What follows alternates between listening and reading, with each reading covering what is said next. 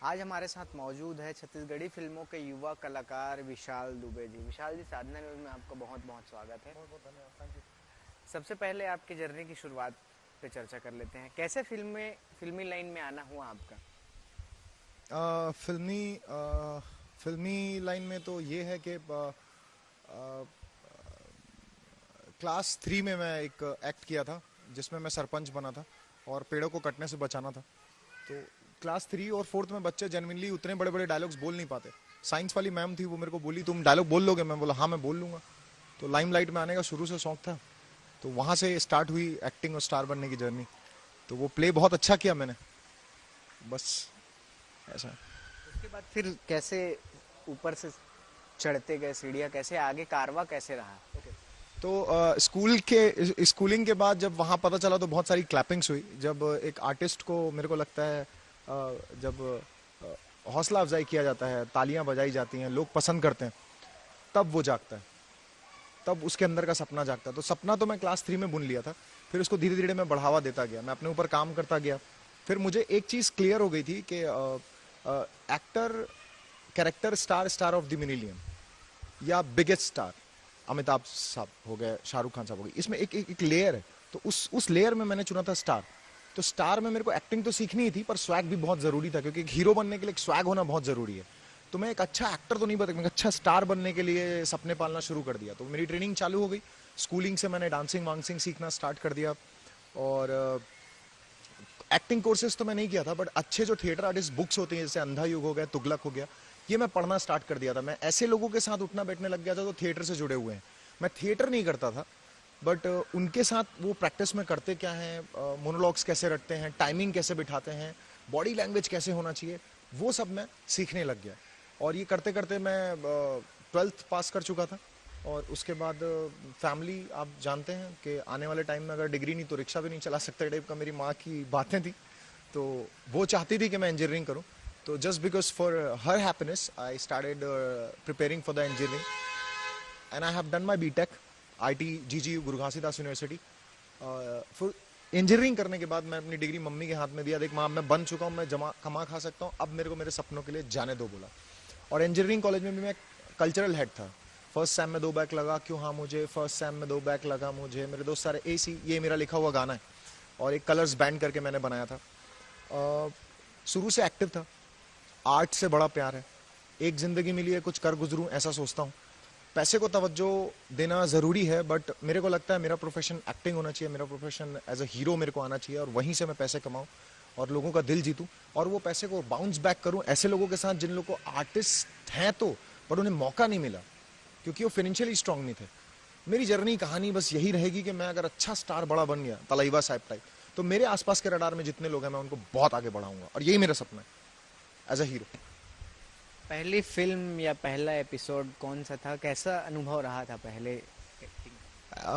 पहली फिल्म तो मैं बोलूँगा कि जो रिलीज़ नहीं हो पाई अनफॉर्चुनेटली, वो थी चापेकर, मैं खुदीराम बोस। उसके बाद मैंने की Chapekar brother. Chapekar brother Z5 original में चल रही है, वो एक क्रांतिकारी फिल्म है, एक पीरियोडिक फिल्म है। और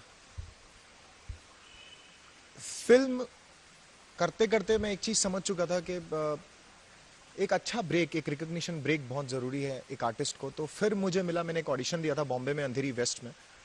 रमेश सिप्पी साहब का एंटरटेनमेंट प्रोडक्शन हाउस था वो, उसमें कोपा करके वो एक सीरियल बना रहे थे, नॉर्थ ईस्टर्न स्टोरी है उसकी, बहुत अच्छी स्टोरी है, आसामी विमेन ओरिएंटेड स्टोरी है। उसका हीरो फिर मैं बना, मैं चुना गया, उसमें 5,000 लोगों ने ऑडिशन दिया था, उसमें से मैं सेलेक्ट हुआ। तो एक कोपा सीरियल दूरदर्शन में जो आ रहा है, उसका लीड हीरो बनने के बाद मेरे को थोड़े थोड़े ऑप्शंस हिंदी फिल्मों में आने लग गए। काम बहुत किया मैंने, हॉटस्टार डिज्नी में मेरा एक गालिब फिल्म चल रहा है हिंदी, बट अभी तक वो रिकग्निशन नहीं मिला, लोगों तक वो चीज़ पहुंची नहीं है मेरी एक्टिंग, जो एक किसी काम से पहुंच जाएगी, ऐसा मेरा मानना है महादेव की कृपा से। अनुभव कैसा है बॉलीवुड में जब आप काम कर रहे हैं? किस तरह से काम होता है वहाँ? किस तरह का अनुभव रहा? कोई अच्छी चीज़ें जो हमारे साथ शेयर कर सकते हैं? देखिए, जिंदगी में मेरे को ऐसा लगता है, बॉलीवुड, हॉलीवुड, शॉलीवुड, टॉलीवुड मैटर नहीं करता, मैटर करता है आर्ट। अगर आप आर्टिस्ट हैं ना, तो आप आर्ट के आसपास कैसे भी पहुंच जाएंगे। बॉलीवुड हिंदी फिल्म इंडस्ट्री बोलते हैं, वहाँ पहुंचने के लिए ज्यादा से ज्यादा आप में टैलेंट, कैलिबर और स्किल्स होना चाहिए, और सबसे ज्यादा लोग बोलते हैं पेशेंस होना चाहिए। मैं उल्टा बोलूंगा, हम मुझे माफ कीजिएगा, धैर्य इंसान में नहीं होना चाहिए। आपका शरीर एक तपता लोहा है, आप उसको ठंडा नहीं कर सकते। आप ठंडा कर देंगे ना तो आपको जुकाम पकड़ लेगा, आप ठंडा कर देंगे ना तो आपको थोड़ी सी धूप में तबीयत खराब हो जाएगी। ये दौड़ते रहना चाहिए अनटिल अनलेस आप बूढ़े नहीं हो जाते। तो मेरे को ऐसा लगता है आप शरीर को तपाते रहिए, हर दिन काम करते रहिए और अपने सपने की तरफ भागते रहिए, और ये बड़ा आसान है करना। बस जो लोग एक्सक्यूज ज्यादा रखते हैं कि मेरा ये नहीं हो पाया, मेरा ये नहीं हो पाया, मेरे को उनसे बहुत तकलीफ है, क्योंकि वो आसपास के लोगों को भी ऐसा ही फील कराते हैं। देखिए, एक सांस मिली है, एनर्जी के साथ जिए, आजू बाजू भी एनर्जी पहुंचाइए। बॉलीवुड में मेरा सपना ऐसे पूरा हुआ कि मैं बहुत कॉन्फिडेंट था अपनी चीजों को लेकर। मैं एडमायर करता था कि मेरे को क्या बनना है, एक्टर बनना है, कैरेक्टर बनना, ये नहीं था, मेरे को स्टार बनना था। तो मैंने प्रिपरेशन स्टार के हिसाब से की थी। जब मैं बॉम्बे पहुंचा, मैं ऑलरेडी पीछे 4 साल जो मैं इंजीनियरिंग कर रहा था वहां पे मैं कल्चरल हेड था, मैं स्टेज शोज कर रहा था, वो कॉन्फिडेंट मैं डेवलप कर चुका था। स्टेज बहुत सारे कॉम्पिटिशन्स होते थे, डांस कॉम्पिटिशन वो मैं जीत चुका था। सबसे पहले मैंने अपने घर वालों का दिल जीता, फिर मैंने मोहल्लों का दिल जीता, फिर मैं शहर का दिल जीता, फिर मैं स्टेट कंपटीशन जीतने लग गया।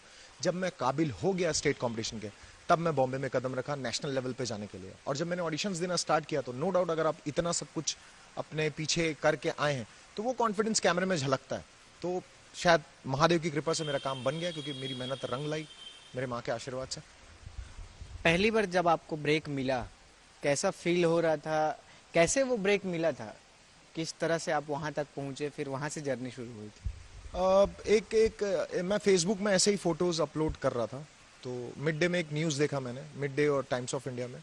धीरज मिश्रा करके एक सर है, हिंदी फीचर फिल्म बनाते हैं, बहुत अच्छी फिल्में बनाते हैं, मोस्टली क्रांतिकारी फिल्में बनाते हैं। वो मेरे को फेसबुक में मेरी फोटो देखे, जब उन्होंने फोटो देखा तो मेरे को लिख के भेजा, छोटा काम करोगे।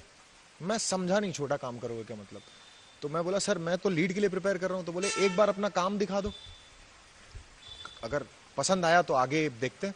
तो मैं बेझिझक मैं बोला, नो डाउट, कैमरे के सामने आने का मौका मिल रहा है। रेड ड्रैगन कैमरा होता है जिससे फिल्में बनती है, बड़े बड़े कैमरे होते हैं।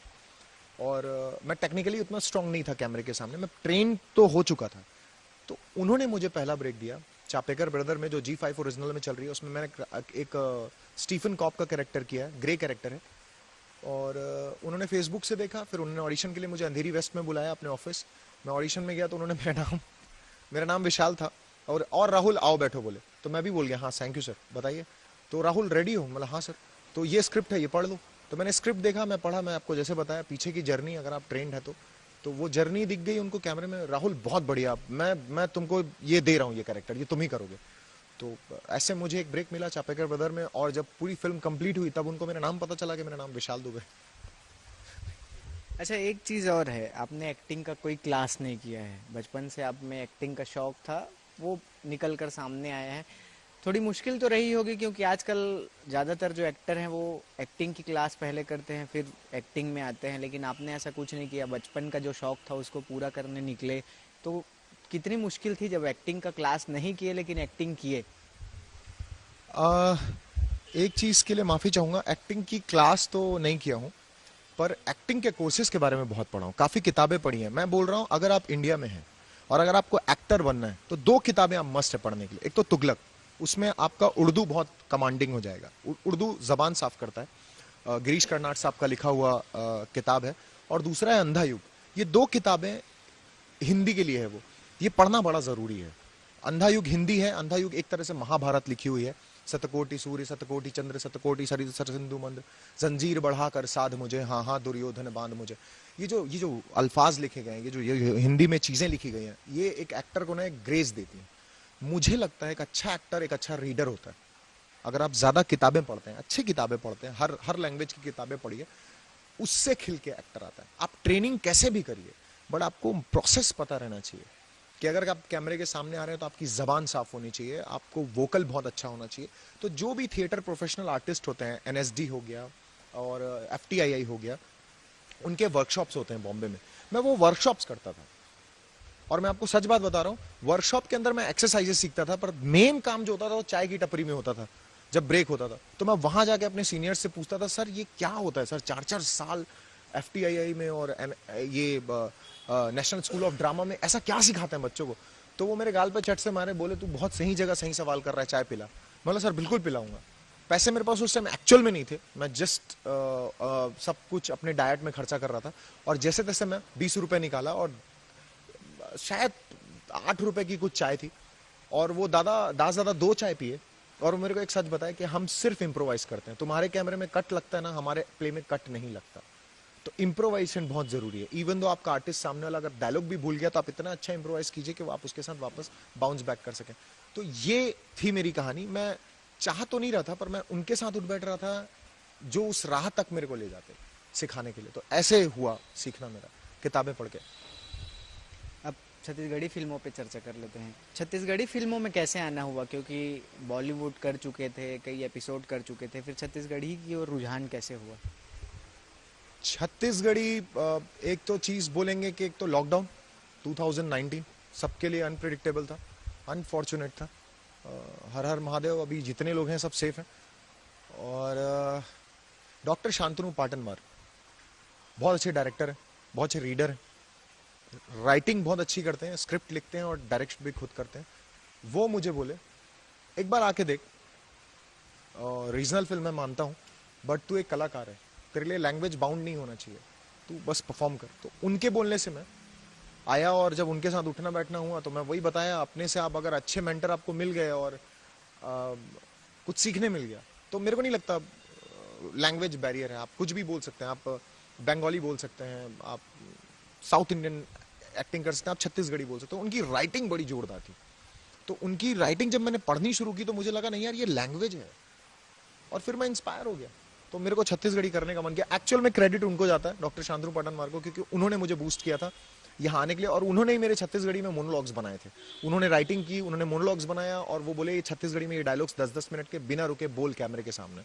और माफ कीजिएगा, मैं उस टाइम बोल नहीं पाता था, बट आज मैं बहुत अच्छी छत्तीसगढ़ी बोलता हूँ। Credit goes to doctor Shantanu Patanwar. कैसा एक्सपीरियंस रहा, क्योंकि बॉलीवुड से सीधा छत्तीसगढ़ी में आना, दोनों में क्या बेसिक अंतर क्या नज़र आया आपको?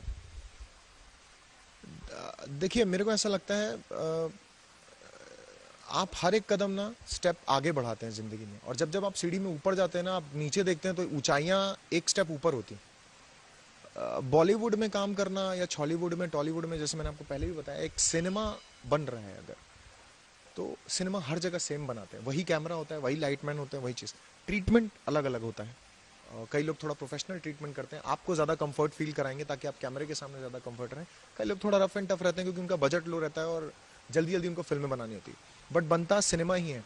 एक्सपीरियंस ऐसा था कि अब मुंबई बॉलीवुड है, वहाँ पे तो आप समझ सकते हैं, और हॉलीवुड क्योंकि अभी ग्रोथ कर रहा है, तो यहाँ जो अभी मैंने फिल्में की है, तो टचवुड, मैं तो महादेव की कृपा से, माँ के आशीर्वाद से अच्छे लोगों के साथ काम किया। मनीष मानिकपुरी सर हैं, सागर पांडा सर हैं, जिन्होंने मुझे ब्रेक दिया पहले छत्तीसगढ़ी फिल्म में, वैदही, जो अभी अभी जस्ट कंप्लीट हुई शूट उसकी। तो उन्होंने मुझे देखा, उन्होंने मेरा कैलिबर समझा, टैलेंट समझा, और मुझे ब्रेक दिया। जैसा कि मैंने आपको बोला, अगर आप ट्रेन कर रहे हैं तो वो चीज़ दिखेगी जब आप मीटिंग करेंगे, जब आप लोगों से मिलेंगे, पर उसके पीछे की कहानी लोगों को नहीं पता होगी, पर वो आपकी बॉडी में, आपकी बातों में, आपकी ग्रेस में दिखेगा।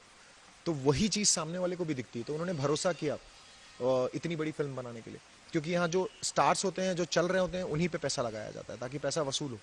पर आप बिलीव कीजिए, एक आर्टिस्ट के ऊपर भी पैसा लगेगा अगर आप उतनी मेहनत करके आए हैं तो। एक आखिरी सवाल, अभी कौन कौन सी अपकमिंग छत्तीसगढ़ी फिल्में आपकी हैं और कौन से प्रोजेक्ट पे आप काम कर रहे हैं अभी? हिंदी मेरी आ रही है ZEE5 ओरिजिनल में, द गेम ऑफ पेन, जिसका 4 एपिसोड मैं शूट कर चुका हूँ, 2 एपिसोड बाकी है, ड्यू टू कोरोना वो स्टैंड बाय में है। 2 फिल्में आ रही हैं, गालिब हिंदी है वो, और आ रही है मैं खुदीराम बोस।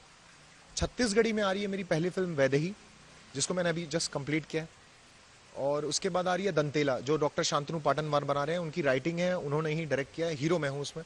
तीसरी फिल्म मैं कर रहा हूँ साईं कृष्णा फिल्म प्रोडक्शन का धनुष। तो महादेव के आशीर्वाद से और माँ के आशीर्वाद से 3 फिल्में बैक टू बैक अभी मैं करने वाला हूँ, जिसमें से एक कंप्लीट हो गई है, दूसरी स्टार्ट हो रही है दिसंबर में। धन्यवाद। तो ये थे हमारे साथ विशाल दुबे जी, जो छत्तीसगढ़ के युवा कलाकार हैं, बॉलीवुड की कई फिल्मों और एपिसोड में काम कर चुके हैं। इनकी जर्नी बड़ी मज़ेदार रही है। तीसरी क्लास में एक एक्टिंग से इनके में वो रुझान आया कि भाई मैं एक्टिंग कर सकता हूँ। कैमरा पर्सन राजेंद्र भारद्वाज के साथ श्रीकांत यदू, साधना न्यूज़, रायपुर। हैं।